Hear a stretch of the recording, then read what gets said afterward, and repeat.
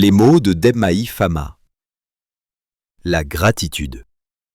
La gratitude, une voie vers la sérénité. La reconnaissance est un sentiment noble. On peut être reconnaissant envers Dieu, envers les hommes, envers ceux qui nous ont tendu la main dans les moments difficiles. C'est grâce à lui que j'ai trouvé du travail.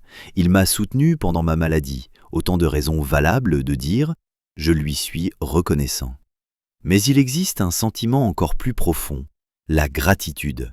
La gratitude est un état d'esprit, une disposition intérieure qui dépasse les simples remerciements. Elle ne se limite pas à reconnaître ce qu'on reçoit.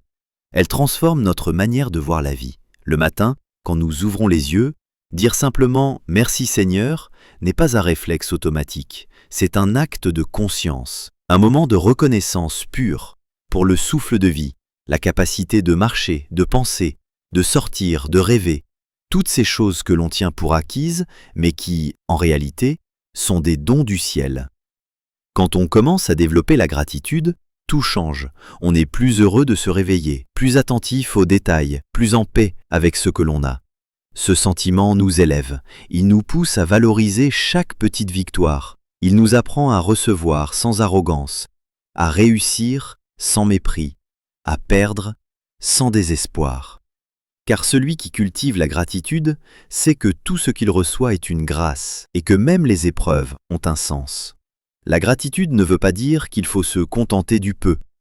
Ce n'est pas dire « c'est Dieu qui donne, les bras croisés ». Non, celui qui est vraiment reconnaissant est aussi celui qui se bat, qui travaille dur, qui fait des efforts pour mériter ce qu'il reçoit. Mais il le fait sans amertume, sans jalousie, sans arrogance, parce qu'il a compris que la vie est une succession de cadeaux et que le plus beau des cadeaux, c'est de savoir dire « merci ».